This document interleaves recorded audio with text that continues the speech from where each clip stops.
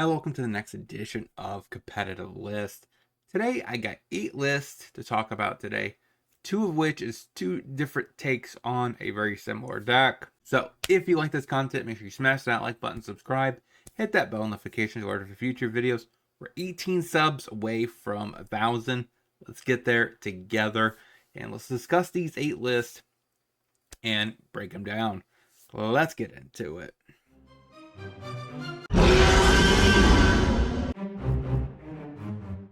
So first of all, is the deck that I recently 5-0'd with. So if you want to discuss that more, let me know down in the comment section. But I piloted this deck to a 5-0. The second time piloting Angels to it. So I'm quite excited about it. The new card that I tried out was the Event Interrupter. So that way we could potentially disrupt our main bad matchups. I did move a Skyclave Appetizers to the board. Now, the key things I want to discuss about this deck, I actually think it's pretty good right now. So it's felt good against Rakdos Vampires, against Phoenix. It does struggle against Control, and as well it also struggles against Amalia. But past that, the deck has some pretty good matchups. Even Waste Not felt pretty decent for this deck to just annihilate it. So if you're interested in picking up Angels, I highly recommend trying this deck out. The links are in the description. And the key things, like I said, to notate here as well, I am on the Elf plan, and that is because the ramp into Coco early can help more often against our bad matchups, our worst possible matchups. So I do think this is a pretty decent deck if you want to try it out. Now let's get into the next list, of course, which are decks that are not piloted by me, but I wanted just to get this in there first, so that way I don't feel like I saved it to the end and then talked about the deck that I played. I kind of want to give props to the other decks. So we have Deafening Silence for Phoenix and combo, as well as Archon of Emeria. It's good against combo. I do have Shaper Sanctuary for mid-range, Unlicensed Hearse for the Graveyard Hate, Faith and Redain for sweepers. Redain's also pretty good against combo, along with Event Interrupter is good against combo and control. Skyclave and Portable Hole are cards that we are good against aggro. Now, typically in this deck, I felt like I've cut 1-1 on elves, and the grinding matchups are not necessary, or heavy removal and a Gahada in those matchups. Other times I cut cases and the Event Interrupters or the Skyclave Appetizers. So depending on what matchups they are, like control, you don't really need the appetizers. You kind of want more Event Interrupters. So that's kind of what I took away from most of my matches. Like even against control, Gahada, Elf, and Elf. And the appetizers, usually what I would cut against control. So hopefully that helps you out when you pilot this deck. I do have a locals or Patreon deck tech guide for you, but it's not updated to this list. I will update it at some point in the near future, and I will let you guys know. Let's get into the next list. So next on my list is Teamer Marvel. This deck got piloted to a 5-0. It doesn't really play any new cards per se. The newest cards are from MKM with Ill-Time Explosion and Analyze the Pollen. This deck does play, of course, Marvel.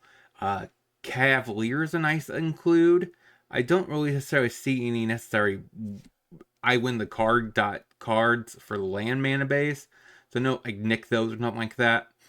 But it's probably not necessary. Now, I do like the fact this deck plays Spite to help put our big stuff to the bottom. We also play Harness Lightning, only a few copies. It basically could be potentially a 2-mana ritual. And we have 1 Wilder, Whirler Virtuoso, which is an interesting choice. Of course, this deck did get Pick Your Poisons for the Vampire matchup, which is really important right now. We have Impulse for aggro decks. We have Negate and Dispute for control and combo. We have Ashiok, good against Lotus Field and Graveyard Hate, double uses, and Unlicensed Hearse for Graveyard Hate, 2 Chandras for control. That is our Marvel deck for Pioneer. Let's get into the decks that there's 2 of them, so let's get into them. High overview. There is this Golgari version, and then there's going to be a Soul type version. So this is the Golgari. We have Insidious Roots. And the key thing this deck picked up was KebbieG, which can recast a Tyvar or Insidious Roots, which gives the deck a lot more consistency. The Sweet Include is a Fiend Artisan, just because it's I found to be a very fan favorite type of card. We also got the new Miner, so I guess there's a lot more new cards, which is pretty good with the Priest. Now this deck does have 3 Fatal Pushes main, and the Thoughtseize on the side, so because we don't really anticipate needing the Thoughtseize against, unless it's control or combo. We have Haywire Might, which is really good with Soul Cauldron, so we could get that underneath it and have a repeatable exile artifact and enchantment. 2 Damping Spheres for Lotus Field, Thoughtseize for Lotus Field and control. 2 Knights for the Amalia matchup, another Fatal Push for aggro. That is the Golgari variant. Let's get into the Sultai. Now the Sultai version looks a lot different. It went into blue for the Hermit, so we could easily pay a blue, sack it when it gets underneath the Cauldron. We have Satara, which is a new card, which is a card advantage engine. We also have a Ooze, which is a nice graveyard hate. Pretty good underneath the Soul Cauldron. And so is the Scrounger, so that's pretty sweet. Scrounger also double triggers the Insidious Roots. Now, one thing to keep in mind, this deck is not playing the other card from the other list. So it necessarily can't, recast the Insidious Roots out of the graveyard. But we do play, of course, Shaman, which is pretty cool. Called Dark Dweller. Sideboard, we still have the Mites to pair with the Soul Cauldron. Only 2 Pick Your Poison, so we're playing less of those. 3 Thoughtseizes for the control and combo matchups. Fatal Push for aggro. Damping Sphere. Pretty good card against Lotus Field and Contorious. 2 Knights for the Amalia matchup. 2 Malevolent Hermits for control. That's a pretty good addition if you're going to get into blue. So this is a really sweet type effect with Cauldron. And then, of course, we have a Jengatha on the board. So that is our 2 Insidious Roots decks. Let's get into the next. All right, so stay on theme with graveyard stuff. We got Soul Flare that got a 5-0 with 4 Scavengers, which usually this deck plays 3. So this deck went more in on that plan. And 4 Soul Flares.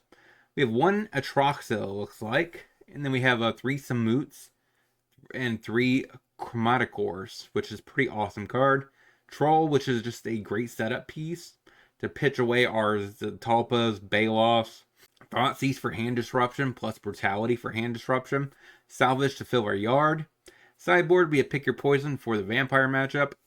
3 Damping Spheres for Lotus Field and Quatorius. Slip out the back to protect our Soul Flare and Scavengers against Rafts and Exile-based Rafts.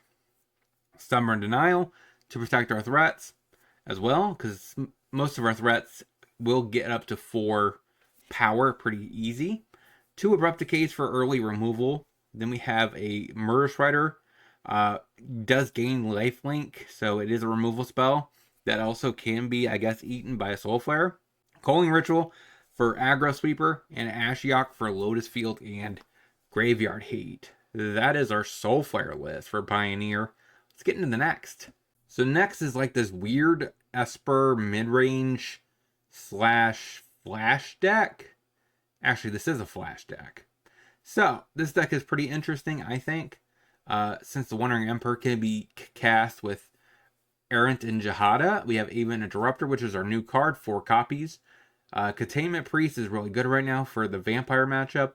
Bodyguard is our choice of a a removal spell, because it is a flash threat. You can make it uncounterable and cost less with the Knight Bonder.